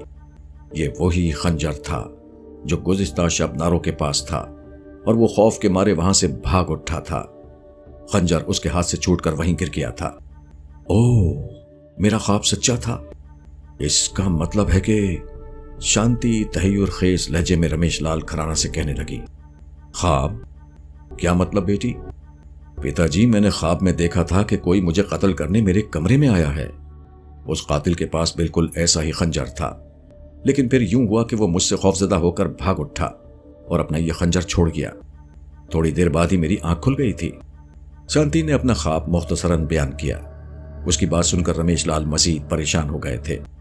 वो सोचने लगे कि कोई पुरस्कार चक्कर जरूर है, कोई मेरी बेटी की जान के दर पे है, लेकिन वो कौन है और क्यों शांति की जान का दुश्मन है? वो कौन सी खुफिया और पुरस्कार ताकत है जिसने शांति को अब तक महफूज रखा हुआ है? ताहम उन्होंने शांति को होशियार रहने की ताकीद कर दी थी। बेटी, इस बात का जिक्र अभी अपनी माता जी से ना करना, वरना वो परेशान हो जाएंगी, उन्होंने कहा और फिर किसी गहरी सोच में डूब गए। पहले उन्होंने सोचा कि अपनी बेटी और पत्नी समेत यहां से वापस चले जाएं, मगर इस तरह शांति के दुश्मनों का पता नहीं चलेगा और फिर वो वार करने की कोशिश करेगा। लिहाजा दुश्मन को फांसने के लिए फिलहाल बेखबरी ही बरती जाए। उन्होंने शांति की खुफिया निगरानी करना शुरू करवा दी। भेरू, शांति को खत्म करने का कोई और तरीका इख्तियार करना पड़ेगा। ठाकुर दयालदास पुरख्याल लहजे में तदबीर तलब नजरों से तांत्रिक भेरू की तरफ देखते हुए बोला। वो दोनों उस वक्त हवेली के खास कमरे में मौजूद थे और भेरू ने उस वक्त आम सा लिबास ज़ेब तन कर रखा था। उसने बखान है, उतना मुश्किल भी है ठाकुर। बिलाखिर भेरू ने कहना शुरू किया। आसान इसलिए कि शांति को किसी भी वक्त और किसी भी तरीके से हलाक किया जा सकता है और उसकी मां सोमना की आत्मा भी ताकत के जोर पर उसे नहीं बचा सकती। लेकिन मुश्किल यह है कि सोमना अपनी बेटी शांति को बर वक्त किसी ऐसे तरीके से साफ बचा लेती है कि उसे हलाक करने वाला खौफजदा होकर भाग उठता है, जैसे कि नारो के साथ हुआ। हालांकि अगर उस खौफनाक चेहरे की जरा भी परवाह ना करता और वो खंजर शांति के सीने में उतार देता तो उसका बाल भी बिका ना होता। शांति भी हलाक हो जाती और तुझे भी सोमना की गंदी आत्मा से हमेशा के लिए मुक्ति मिल जाती। तो फिर ठीक है भैरू, मैं नारो को दोबारा अच्छी तरह समझाकर भेजूंगा। मुझे उम्मीद है वो जरूर शांति का काम तमाम करके ही लौटेगा। ठाकुर दयालदास मजबूत और पुरुम्मीद लहजे में बोला। नारो को दोबारा भेजने की गलती ना करना ठाकुर, भेरू ने कहा। नारो के नाकाम वापस लौटने से शांति और उसके पिता वगैरह होशियार हो गए होंगे। नारो को अगर तुम दोबारा भेजोगे तो हो सकता है वो इस बार उनके हत्थे ही चढ़ जाए। मैं किसी से नहीं डरता भेरू। मुझे अगर शांति समेत पूरे राम भवन के मकीनों को भी मौत के घाट उतारना पड़ा तो हरगिज़ दरेख नहीं करूंगा, ठाकुर खशमनाक लहजे में बोला। धीरज ठाकुर, धीरज, भेरू अपनी घनी भवों को सुकेड़ कर बोला। ये मत भूलो कि तुम्हारा बेटा अर्जुन शांति को पसंद करता है। अगर तुम उसकी प्रेमिका की जान के दुश्मन हो तो। उसने दानिस्ता अपना जुमला अधूरा छोड़ दिया। उसकी बात पर ठाकुर के चेहरे पर गहरी उलझन उमट आई। भेरू, फिर तुम ही बताओ कि क्या किया जाए। पूरनमाशी तो सर पर आन पहुंची है। ठाकुर के लहजे में इस बार लर्जिश थी, मौत की लर्जिश। भेरू चंद सानिये किसी गहरी सोच में गलता रहने के बाद अचानक बोला, किसी तरह अगर शांति दोबारा इस हवेली में आ जाए तो मैं खुद ही उसे हलाक कर सकता हूं। भेरू के लहजे में एकाएक ही सफ़ा की ऊत कर आई। उसकी बात सुनकर ठाकुर की आंखों में अजीब सी चमक लहराई थी। वो जल्दी से बोला, लेकिन भेरू, शांति यहां आए कैसे? हो सकता है उसके पिता ने उसके यहां आने पर पाबंदी लगा दी हो। मुझे यकीन है ऐसा नहीं होगा, क्योंकि शांति तुम्हारे बेटे से बहुत मोहब्बत करती है। वो उसके कहने पर जरूर यहां खींची चली आएगी। बस तुम किसी तरह से अपने बेटे अर्जुन से कहो कि वो अपनी प्रेमिका को यहां लेकर आए। भेरू ने कहा तो ठाकुर यकदम उज़ुर तराशते हुए बोला, इस तरह उसे मेरे बेटे के जरिए यहां बुलाकर अगर तुम शांति को हलाक करोगे तो क्या अर्जुन बददिल ना होगा? नहीं, ये तुम मुझ पर छोड़ दो। मैं अपना काम सफाई से करना जानता हूं। वैसे ठाकुर, अगर अपनी जान बचानी है तो ये सब कुछ करना ही पड़ेगा। ठीक है भेरू, तुम सही कहते हो। मैं अर्जुन से किसी बहाने शांति को यहां बुलवा लूंगा, ठाकुर ने आमादा होकर कहा। फजा उस वक्त नम आलूद हवा से खुन खो रही थी। दिन का वक्त था। एक झील के किनारे सरसब्ज़ी घास पर अर्जुन और शांति साथ बैठे थे, मगर उनके मुतफक्किर चेहरों से जाहिर हो रहा था कि वो खुशगवार माहौल के असर पजीरी से यकसर बेनियाज थे। करीब ही अर्जुन की शानदार बग्घी खड़ी थी। अर्जुन कुछ ज्यादा ही मुतफक्किर नजर आ रहा था, क्योंकि शांति उसे गुज़िश्ता शब के उस वाक़े से आगाह कर चुकी थी कि कोई उसे कत्ल करने की गरज से आया था। शांति, तुम ऐसा करो, वो खंजर जो तुम्हारे कमरे में कातिल छोड़कर भागा था वो मुझे दिखाओ। अर्जुन ने शांति से कहा तो वो जरा चौंकी और फिर बोली, तुम उसका भला क्या करोगे? वैसे मैं तुम्हें ला दूंगी, वो पिताजी ने संभाल कर रखा है। शांति, गढ़ी प्रेम एक छोटा सा कस्बा है, इतना कि अगर मैं यहां किसी का गिरा हुआ बर्तन भी देख लूं तो मुझे पता चल जाएगा कि वो किस घर का है। मेरा पूरा बचपन यहां गुजरा है। हो सकता है वो खंजर देखकर मैं पहचान जाऊं कि वो किसका है। शांति अर्जुन की बात पर ठिठकी, फिर वो पुरजोश लहजे में बोली, अरे वाह अर्जुन, तुम तो पूरे जासूस निकले। मुझे भी यकीन है कि तुम जरूर उस खंजर को देखकर किसी नतीजे तक पहुंच सकते हो। तुम ऐसा करो कि अभी मेरे साथ चलो, इसी बहाने तुम मेरे माता पिता से भी मिल लो। आखिर को कभी तुम्हें उनके सामने आना ही है। अर्जुन के चेहरे पर चंद सानिये तरद्दुद के आसार उभरे, फिर वो राजी हो गया। वो दोनों राम भवन पहुंच गए, मगर इत्तेफाक से उस वक्त वहां कोई भी नहीं था सिवाय हवेली के पुराने खिदमतकार नंदू बाबा की बेटी लाजोंती के। लाजोंती शांति की रास्तां थी। वो शांति को अर्जुन के साथ देखकर मायने खेज अंदाज में मुस्कुराती, फिर उसने दोनों हाथ जोड़कर उन्हें धीरे से प्रणाम किया। अरे यहां तो कोई नहीं, लाजी कहां गए सब? शांति अर्जुन को लिए अंदर एक कमरे में दाखिल होते हुए हैरत से बोली, रमेश बाबू और बेगम साहिबा तो कहीं बाहर घूमने निकल गए हैं, जबकि बापू पाए बाग में तरकारी तोड़ने गए हैं। अच्छा तुम ऐसा करो, इनके लिए कुछ खाने पीने का बंदोबस्त करो। शांति ने उसे हिदायत दी, फिर अर्जुन से मुखातिब हुई, तुम यहां बैठो, मैं अभी आती हूं। ये कहते हुए वो तकरीबन दौड़ते हुए जीने तय करती हुई बालाई कमरे तक पहुंची। वो कमरा उसके पिता रमेश लाल का था, क्योंकि खंजर उन्हीं के कमरे में एक ऊंची और भारी भरकम अलमारी के अंदरूनी खाने में रखा हुआ था। शांति ने जल्दी से अलमारी खोली, फिर कपड़े में लिपटे हुए खंजर को एहतियात से संभालते हुए नीचे अर्जुन के पास आ गई और खंजर कपड़े समेत उसके हवाले कर दिया। अर्जुन ने कपड़ा खोलकर खंजर को बगौर देखा तो बुरी तरह चौंक पड़ा। शांति भी उसके बदले हुए चेहरे के तासुरात देख रही थी। क्या तुमने पहचान लिया अर्जुन कि ये किसका खंजर है? शांति ने पूछा। अर्जुन हनूज हैरत और अचंभे में मुब्तला था। उसके चेहरे के तही और खेज तासुरात से यही अंदाजा होता था कि वो खंजर और उसके मालिक को पहचान चुका है, लेकिन उस शख्सियत के बारे में वो हैरतज़दा था। ताहम उसने शांति की बात का मुबहम सा जवाब देते हुए कहा, शांति क्या ये खंजर तुम मुझे दे सकती हो? बाद में बेशक ये तुम मुझसे ले लेना। हाँ, तुम बेशक इसे अपने साथ ले जाओ, लेकिन भगवान के लिए कुछ बताओ तो सही, क्या तुमने इस खंजर के मालिक को पहचान लिया है? शांति ने कहा, ये मैं तुम्हें कल बताऊंगा। वैसे ये खंजर मैंने पहचान लिया है कि किसका है, मगर पहले मैं अपनी तौर पर पूरी तसल्ली करूंगा, उसके बाद मैं उसे जिंदा नहीं छोड़ूंगा। जिसने तुम्हें इस खंजर से खत्म करने की कोशिश की। यकायक अर्जुन की आंखों में इंतकाम की चिंगारियां सी सुलगने लगीं और शांति को अपने महबूब के बारे में इतना पुरजोश देखकर एक अनोखा सा फख्र महसूस हुआ। अर्जुन से अब वहां राम भवन में ज्यादा देर नहीं बैठा जा सका था और वो शांति को होशियार रहने की ताकीद करता हुआ वहां से चला आया। अर्जुन दास अपनी आलीशान हवेली पहुंचा तो सख्त तजब्जुब का शिकार था। वो सोच रहा था कि आया वो इस खंजर के बारे में जो वो शांति से लेकर आया था खुले बंदो उस शख्स से पूछे या फिर सरे दस्त खामोश रहे और मोहतात अंदाज में उस शख्स की निगरानी करता रहे। फिर उसे अपना दूसरा ख्याल ज्यादा बेहतर महसूस हुआ क्योंकि अर्जुन उस शख्स को खंजर के हवाले से पहचान चुका था। उसे 100% यकीन था कि यह खंजर उसी शख्स का है, लेकिन अगर उसने वह शिगाफ अंदाज में उससे खंजर के मुताल्लिक पूछ लिया तो वो न सिर्फ मुकर जाएगा बल्कि मोहतात भी हो जाएगा। बारतौर अर्जुन ने यही फैसला किया कि बज़ाहिर कातिल को बेखबर रखकर उसे रंगे हाथों पकड़ने की कोशिश करेगा। उस पुरस्कार राज से पर्दा उठाएगा कि आखिर वो शांति को क्यों कत्ल करना चाहता है, उसकी शांति से क्या दुश्मनी है। इसी असना में उसे ठाकुर दयालदास ने अपने पास बुला लिया। बेटे अर्जुन, तुमने दोबारा अपनी प्रेमिका शांति से नहीं मिलवाया? आखिर तुम्हारा क्या प्रोग्राम है? क्या तुम वाकई उससे सगाई के बारे में संजीदा हो?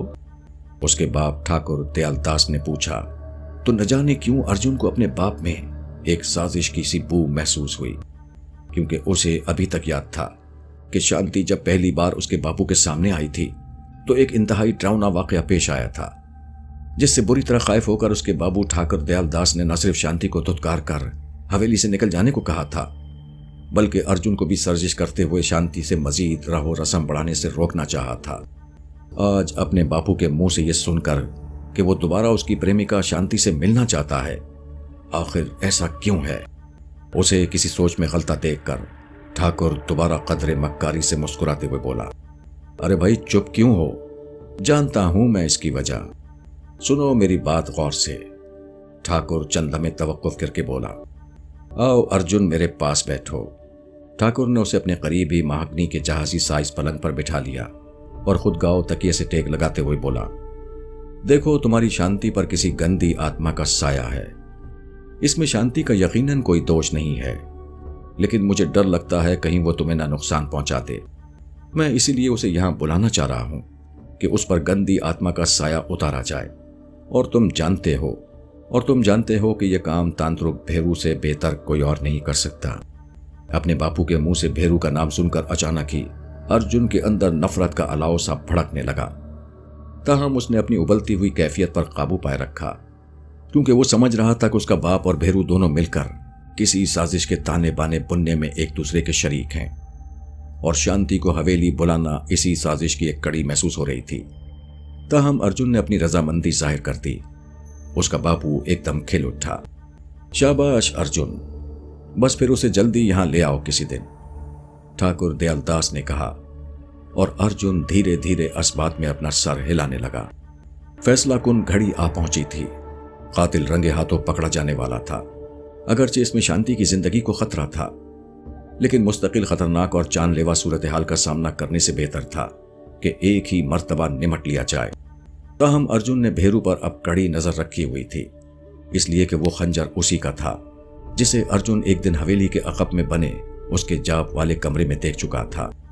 बचपन में वो उसे जादूगर चाचा कहा करता था और यही वजह थी कि उसे कोई रोक टोक ना थी। उसका शुबा अब यकीन में बदल गया था कि जादूगर चाचा यानी भेरू और उसका बाप ठाकुर दयालदास की मिली भगत से ही उसकी शांति के खिलाफ मौत की साजिश तैयार की जा रही है। इसके पीछे क्या राज था कि वो दोनों मासूम शांति की जान के क्यों दर पे थे?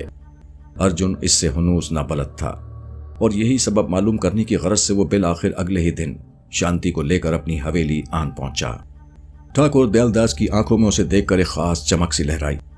फिर वो उसके करीब आकर रस्मी कलिमात के तबादले के बाद शफकत भरे लहजे में बोला, देखो बेटी शांति, घबराना नहीं, तुम पर गंदी आत्मा का साया है। वो तुम्हें किसी भी वक्त या अर्जुन को नुकसान पहुंचा सकती है। इसी असना में भेरू भी गेरू लिबास में वहां आन मौजूद हुआ। वो बगौर शांति की चेहरे की जानिब देखने लगा। अर्जुन भेरू को देखते ही खुद पर काबू पाने की कोशिश करने लगा। वो उसे अब सख्त नापसंद करने लगा था। उसका बस नहीं चल रहा था कि उसका इधर ही खात्मा कर दे। इधर भेरू बड़ी अजीब नजरों से शांति को तके जा रहा था। यूं लग रहा था जैसे वो निगाहों ही निगाहों में शांति को अपना ताबे करना चाहता हो।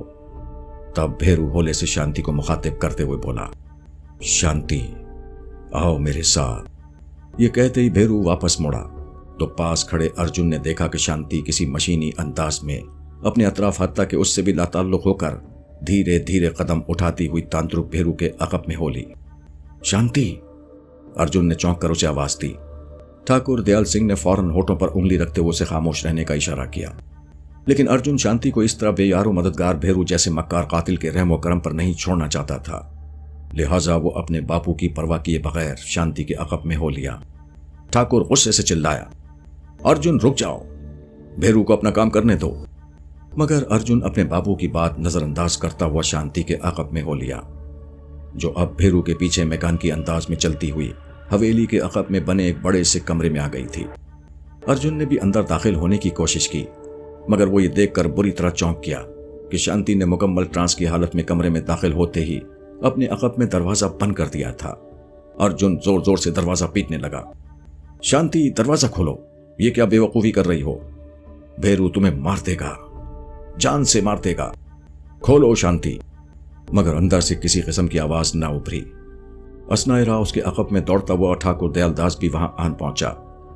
वो गुस्से में भरा हुआ था, मगर अर्जुन ने उसकी जरा भी परवाह ना की और अपने बापू को मुखातिब करते हुए कहने लगा, बापू भगवान के लिए भेरू से कहो कि वो शांति को छोड़ दे, वो मेरी शांति को छोड़ दे। अर्जुन पर अचानक दीवानगी सी कैफियत तारी हो गई थी। उसके सानो गुमान में भी ये बात न थी कि सूरत हाल यूं अचानक ही पलटा खा जाएगी। खुद को संभालो अर्जुन, ये क्या बचकानापन है? शांति के सर पर गंदी आत्मा का साया है और भेरू वो साया उसके सर से उतारना चाहता है। क्या तुम नहीं चाहते कि तुम्हारी शांति एक गंदी आत्मा से निजात हासिल कर ले? ठाकुर ने दुरुस्त लहजे में उसे समझाया, मगर अर्जुन को तो किसी और ही साजिश की बू आ रही थी। नागा अंदर कमरे में शांति की एक दिलदोज चीख उभरी, जिसने अर्जुन को सर तपाल लरसा कर रख दिया। फिर एक तवातुर के साथ शांति की चीखें सुनाई देने लगी, जिन्होंने अर्जुन का दिमाग उलट दिया। उसने पूरी कुव्वत से दरवाजे को ठोकर मारी और पट को तोड़ता हुआ अंदर जा गिरा। अंदर का मंजर देखते ही वो धक से रह गया। भेरू शांति की गर्दन अपने हाथों के शिकंजे में लिए हुए दबोचे जा रहा था। ये देखकर अर्जुन का दिमाग उलट गया। गुस्से और तैश ने उसके अंदर गोया तूफानी ताकत भर दी। उसने आगे बढ़कर अपनी दाईं टांग एक भरपूर जरब भेरू के पहलू में रसीद की और अगले ही लम्हे भेरू के हलक से तेज चीख सी उभरी और फौरन ही शांति की गर्दन उसकी गिरफ्त से आजाद हो गई। अर्जुन ने इस पर भी बस ना की। उस पर तो जैसे जुनून सवार हो चुका था। भेरू इस अचानक सूरत हाल पर शशदर रह गया था, इतना कि अपने पहलू पर पड़ने वाली जरब की तकलीफ भी कुछ ज्यादा महसूस नहीं हो रही थी। वो अर्जुन को खूनी निगाहों से अपनी जानिब बढ़ता देखकर घिघियाया, छोटे ठाकुर, ये आपको क्या हो गया है? मैं तो शांति की गंदी आत्मा। मगर उसकी आवाज हलक में ही घुट कर रह गई, क्योंकि अर्जुन ने उसे एक जोरदार ठोकर मारी और लहीम शहीम भेरू चंद कदम पीछे हटकर लड़खड़ा गया। मैं तुझे जिंदा नहीं छोड़ूंगा जलील कुत्ते। अर्जुन पर जैसे खून सवार हो गया था, मगर ऐन वक्त पर उसके बाप ठाकुर दयाल दास ने बीच में आकर अपने बेटे को संभालते हुए चिल्लाकर कहा, होश में आओ अर्जुन बेटे, तुम्हें गलत फहमी हुई है। नहीं बापू, ये मेरी शांति को मारने लगा था, अर्जुन हाँफते हुए बोला। फिर शांति की जानिब मुतवज्जे हुआ, जो अपना गला धीरे धीरे मसल रही थी। तुम ठीक तो हो ना शांति? हाँ मैं ठीक हूं, वो बारीक सी आवाज में बोली। इस कुत्ते को कहो यहां से चला जाए बापू, अर्जुन अपनी मुट्ठियां भेजे हुए दयाल दास से बोला और ठाकुर ने मौके की नजाकत को समझते हुए भेरू को वहां से चले जाने का हुक्म दिया। ये उससे दो रोज बात का जिक्र था। रमेश लाल बालाई मंजिल के कमरे से बाहर का जायजा ले रहे थे। उस वक्त रात के तकरीबन 1 बजे का अमल रहा होगा। अचानक उनकी निगाह अपनी बेटी शांति के कमरे में खुलने वाले दरीचे पर पड़ी। कोई इंसानी हेवला नकब लगाकर दरीचे की जानिब बढ़ रहा था। रमेश का दिल कनपटियों में धड़कता हुआ महसूस हुआ। उन्होंने बिजली की सी सूरत के साथ अपनी जेब से पिस्तौल निकालकर हाथ में ले लिया। मुतवातिर 3 दिनों की जांफिशानी के साथ शांति की कमरे की खुफिया निगरानी के बाद आज उन्हें अपनी मेहनत बारआवर होने की उम्मीद होने लगी। उन्हें शांति की तरफ से इत्मीनान हुआ, क्योंकि उन्होंने उस दिन के बाद से जब उस पर हमला हुआ था, शांति का कमरा बदल दिया था। अलबत्ता उसके कमरे में बिस्तर के ऊपर चादर तकिए मिलाकर यूं रख दिए थे जैसे कोई सो रहा हो, और उन्होंने अपने हाथ में पिस्तौल थामे रखा। उधर वो अजनबी नौवारत मसैदी के करीब पहुंचकर रुका। उसकी सारी तवज्जो बिस्तर ही की जानिब मरकूज थी। खबरदार, हरकत मत करना वरना भून दूंगा गोलियों से। अजनबी नौवारिद रमेश लाल के हाथ में पिस्तौल देखकर वहीं दम बखुद रह गया। मैं अपनी बेटी की जान के दुश्मन से किसी तरह की भी रियायत से काम नहीं लूंगा।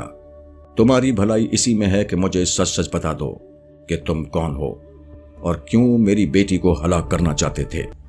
अजनबी चंद में तजब्जुब का शिकार रहा, फिर लज्जा से बोला, साहब जी मुझे क्षमा कर दो।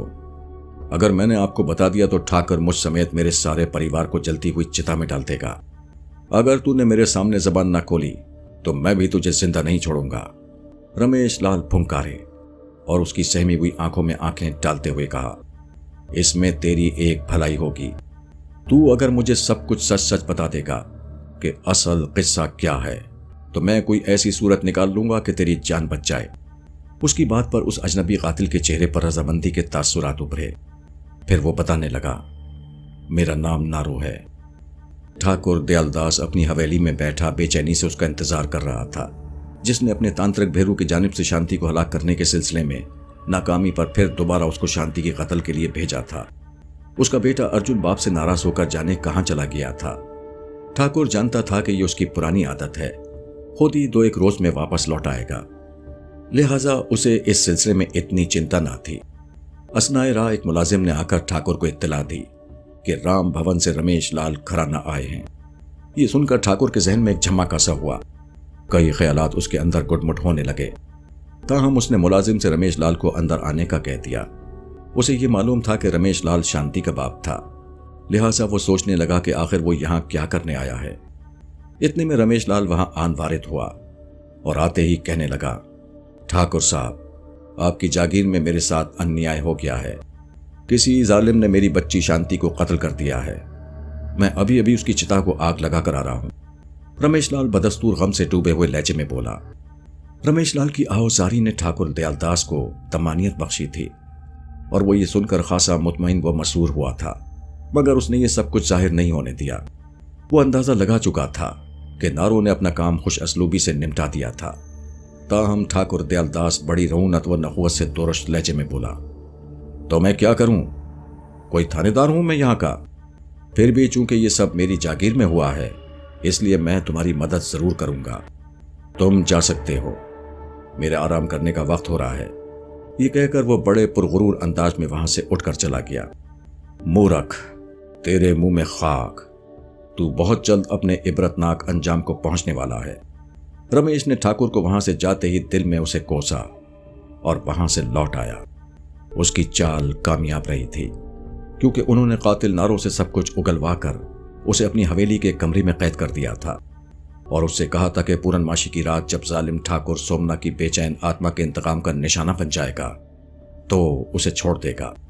दरअसल नारो के जरिए उन्हें असल हकीकत का इल्म हो चुका था कि ठाकुर दयालदास क्यों उनकी बेटी शांति के जान के दर पे है। अगरचे उन्हें उन सारी बातों पर मुश्किल ही से यकीन आया था, लेकिन गुज़िश्ता हालात व वाक़यात की रोशनी में उन्हें यह सब दुरुस्त ही नजर आ रहा था। शांति की असल मां सोमना आज से 18 बरस कबल इंतहाई जानकुनी के आलम में शांति को जन्म देकर ठाकुर दयालदास के इबरतनाक सितम का निशाना बनकर जान से हाथ धो बैठी थी और अब उसकी बेचैन आत्मा अपनी बेटी शांति के शरीर की शक्ति हासिल करके ठाकुर से अपने ऊपर किए गए अन्याय का बदला लेना चाहती थी।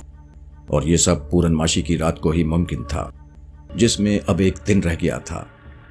लिहाजा इन सब बातों के तनाजुर में रमेश लाल ने अब ये चाल चली थी कि ठाकुर दयालदास को पूरनमाशी की रात तक बेखबर रखते हुए शांति की मौत की झूठी खबर पहुंचाए, वरना ठाकुर शांति को पूरनमाशी से पहले हर मुमकिन तरीके से कत्ल करने की कोशिश करेगा। लिहाजा अब ठाकुर मुतमईन हो गया था और रमेश लाल भी इत्मीनान से वापस राम भवन लौट आए। शांति के कत्ल को हकीकत का रंग देने के लिए रमेश लाल ने मसनूई लाश का क्रियाक्रम करवा दिया था। अलबत्ता अपनी पत्नी दुर्गा देवी से बड़ी होशियारी के साथ ये सारी कथा छुपाई थी। ताहम राम भवन के पुराने नमकख्वार नंदू बाबा को सारी बातों का इल्म था। उधर शांति को भी असल हकीकत से आगाही हो चुकी थी। उसे अब ये मालूम हो चुका था कि वो रमेश लाल की बेटी नहीं है। वो ये भी जान चुकी थी कि किन इबरतनाक हालात में वो उन्हें मिली थी और अपनी मां सोमना के ऊपर होने वाले जुल्म पर भी उसका दिल खून के आंसू रो रहा था। लेकिन वो एक बाहौसला लड़की थी। वो जान गई थी कि उसकी माँ की बेचैन आत्मा को एक ऐसी शक्ति मिलने वाली है जिसके जरिए वो पूरनमासी की रात उसके शरीर में दाखिल होकर ठाकुर दयालदास से अपने ऊपर होने वाले अन्याय का बदला लेगी। माँ, अगर ये सब कुछ सच है तो मेरा शरीर तुझ पर कुर्बान। मैं खुद भी बेचैन हूं कि कब बदबख्त ठाकुर अपने अंजाम को पहुंचे और तेरी आत्मा को शांति मिले। शांति ये सब कुछ सोचते हुए बेख्तियार रो पड़ी। फिर उसे यूं लगा जैसे उसके करीब ही कोई दूसरा भी सिसकियां ले रहा हो। ठाकुर दयालदास इस बात पर मुताज्जिब था कि आखिर नारू अपना काम करके कहां गायब हो गया। फिर वो ये सोचकर खुद ही मुतमईन हो गया कि हो सकता है वो खुद ही चंद रोज के लिए कहीं गायब हो गया हो। उस रात पूरनमासी का भरपूर तपताक चांद घड़ी प्रेम पर अपनी पुरस्कार उदास चांदनी निछावर कर रहा था। गांव के सब वासियों को न जाने क्यों आज पूरनमासी का चांद जबरदस्त चौबन पर महसूस हो रहा था। ऐसा लग रहा था जैसे आज पूरनमासी की आखिरी रात हो। तमाम बासी आज वक्त से पहले ही जाने क्यों गहरी नींद में डूब चुके थे। रमेश लाल खराना पर उस वक्त इंतहाई अजीब व गरीब कैफियत तारी थी। उन्हें मालूम था कि आज की रात एक पुरस्कार ड्रामे का ड्रॉप सीन होने वाला है, लेकिन क्या ये सब मुमकिन होगा? वो यूं ही आहिस्तगी से चलते हुए शांति के कमरे में आए तो उन्होंने उसे गहरी नींद में डूबा हुआ पाया। उनका दिल जोर जोर से धड़क रहा था। किसी लम्हे भी पुरस्कार खेल की इब्तिदा होने वाली थी और वो ये सब अपनी जागती आंखों से देखना चाहते थे। वो वापस अपने कमरे में आकर इजी चेयर पर बैठ गए। अचानक उन पर गुनूदगी के हमले शुरू हो गए। उन्होंने बहुत कोशिश की कि वो ना सोएं, मगर चंद ही लम्हों में वो नींद की मीठी और नर्म वादियों में उतरते चले गए। बाहर पूरनमासी का चांद अब चौबन पर था। ठंडी हवा बरकत और अखी माता के पेड़ों के दरमियान से जब गुजरती तो पत्ते पुरस्कार तमाशाइयों की तरह तालियां पीटते महसूस होते। शांति गहरी नींद में थी कि अचानक एक बनफशी लकीर फजा में तैरती हुई उसकी नाक के रास्ते शरीर में उतर गई और शांति ने लेटे लेटे यकदम अपनी आंखें यूं खोल दी जैसे बिजली का स्विच अचानक ही ऑन कर दिया गया हो। फिर वो उठकर यूं चल दी जैसे किसी ने उस पर तनवीमी अमल कर दिया हो। वो बिला खौफ व खतर नंगे पांव राम भवन से बाहर आ गई। अचानक उसे गीदड़ों और जंगली कुत्तों के गोल ने आ लिया, मगर उसके करीब पहुंचते ही वो यूं दुम हिलाने लगे जैसे शांति से खौफजदा हों। उसका रुख ठाकुर दयालदास की जानिब था। नीचे जमीन पर उसके पैरों के निशानात उल्टे बनते चले जा रहे थे। ठाकुर दयालदास अपने कमरे की शानदार मशहरी पर गहरी नींद में डूबा हुआ था कि अचानक किसी खटके की आवाज से उसकी आंख खुल गई। उसने देखा कि उसके सामने शांति किसी जिंदा लाश की तरह खड़ी उसे पथराई हुई आंखों से देख रही थी। ठाकुर उसे देखकर परेशान हो गया। वो समझ गया कि शांति की आत्मा उससे इंतकाम लेने आ पहुंची है। इतने में शांति का चेहरा यकयक तेज रोशनी में नहा गया और आंखें फैलकर सुर्ख अंगारा सी बन गईं। साथ ही उसकी जबान भी जो दो शाखा थी सांप की तरह बाहर लपकने लगी थी। तब ठाकुर के हलक से खरखराती हुई आवाज खौफनाक चीख की सूरत बरामद हुई। भेरू! ठाकुर पागलों की तरह चिल्लाते हुए तांत्रक भेरू को आवाजें देने लगा। हाँ हाँ, चीखो और चीखो ठाकुर, आज तुम्हारी मदद को कोई नहीं आएगा।